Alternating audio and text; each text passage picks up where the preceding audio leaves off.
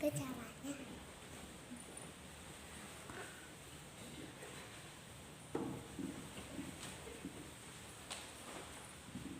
Ayo silahkan duduk dulu. Tasnya dilepas dulu nggak apa-apa.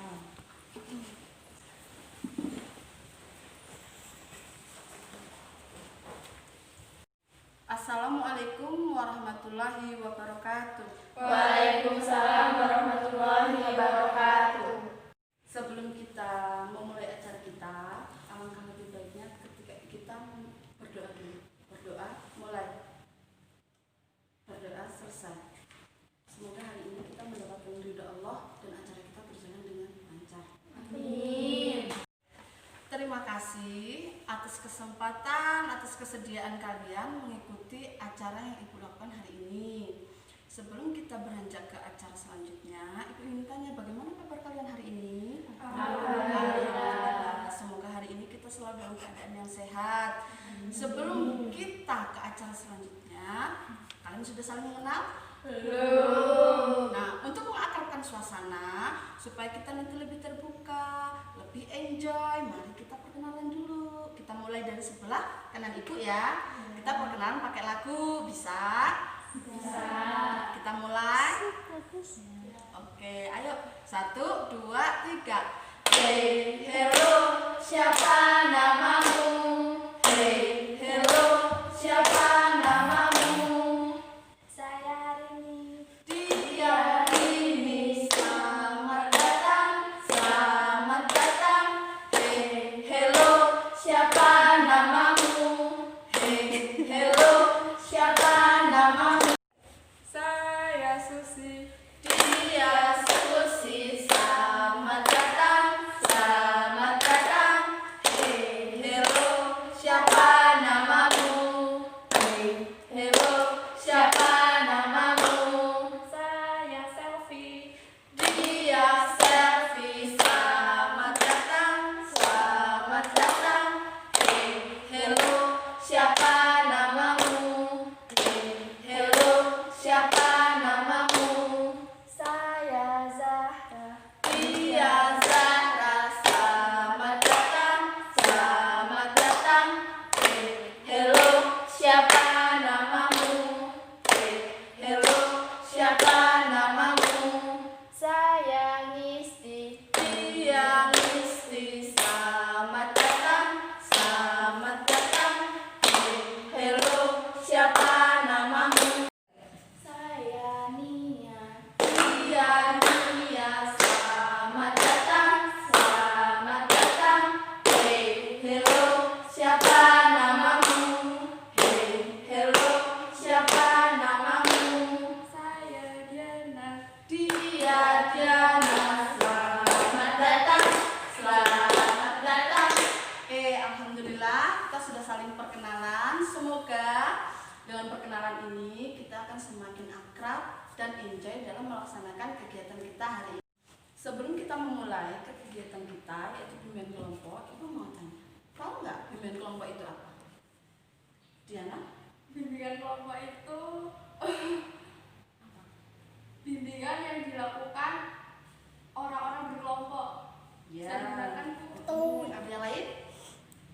Jadi bimbingan kelompok itu adalah kegiatan bimbingan konseling yang bertujuan membantu perkembangan siswa secara optimal sesuai dengan bakat, minat, dan juga cita-cita peserta didik. Adapun tujuan dari bimbingan konseling adalah melatih siswa untuk belajar berbicara. Di sini kan kita forumnya bebas, nanti nggak usah takut.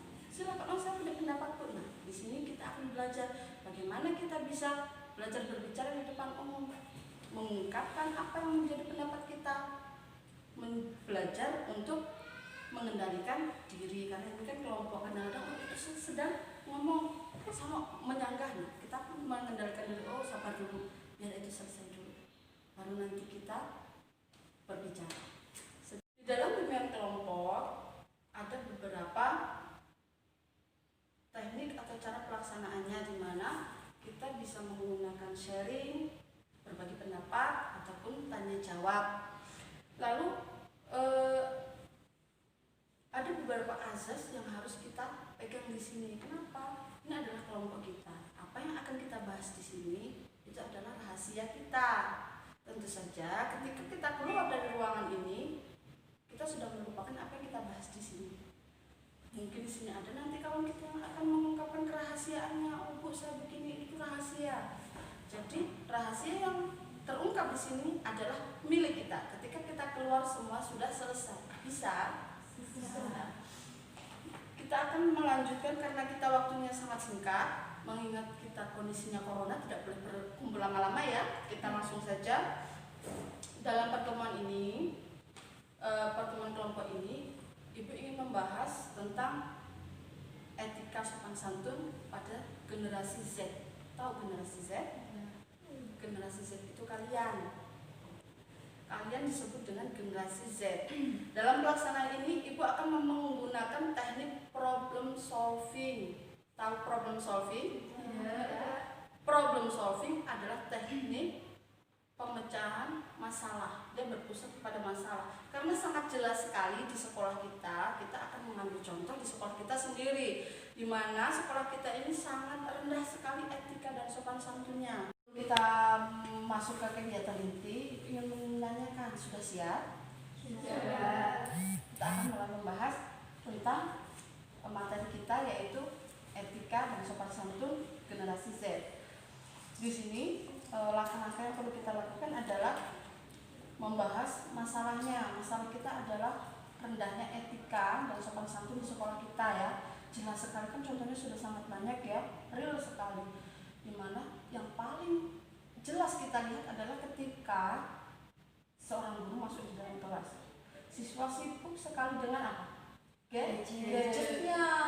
Bahkan ketika dijelaskan, ketika diberi tugas, mereka enjoy saja. Itu adalah salah satu etika yang tidak bagus. Dan itu adalah kendala kita di generasi kalian, yaitu generasi Z.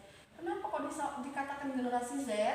Karena kalian ini pelajar di abad 21.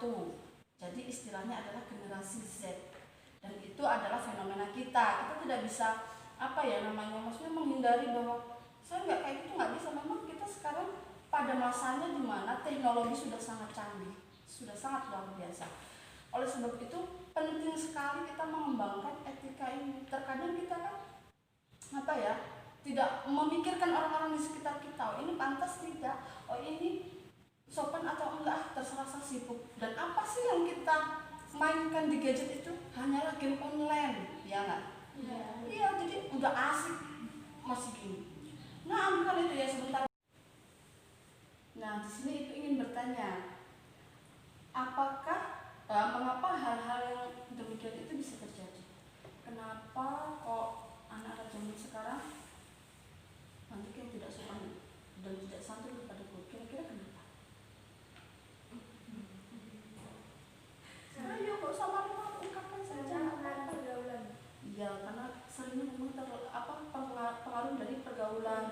Terkadang iya, kita anak-anak yang sekolah biasanya bergaul dengan yang tidak sekolah. Ya, yang tidak sekolah itu kan tidak punya beban ya. Biasanya mereka main HP atau bermain enjoy aja, nggak ada masalah. Sedangkan kita yang pelajar akhirnya lupa, ya namanya lebih asik bermain game daripada belajar ya.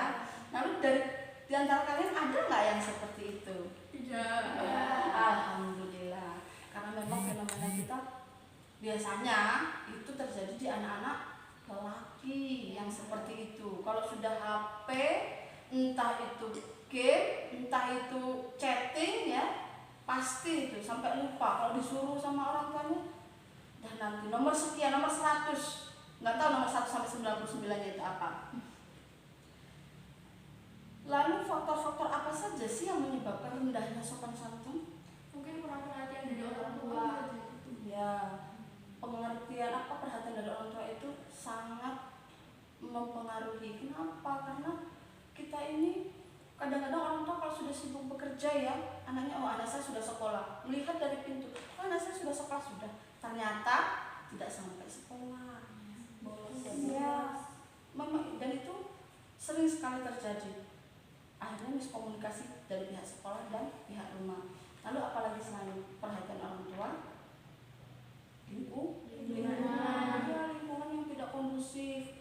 Kadang-kadang sudah semangat belajar, kayak kalian misalnya di dalam kelas contohnya yang sangat real, saya ada tugas, saya harus mengerjakan, nggak taunya sampingnya ribut, kan nggak bisa konsentrasi ya, itu mempengaruhi juga. Akhirnya oh iya nimbrung lah ikut, ternyata lagi membahas apa, membahas Shopee, belanja masa ini ya yang lagi ngetren. Nah, oh iya belanja apa, nah itu juga bisa mempengaruhi.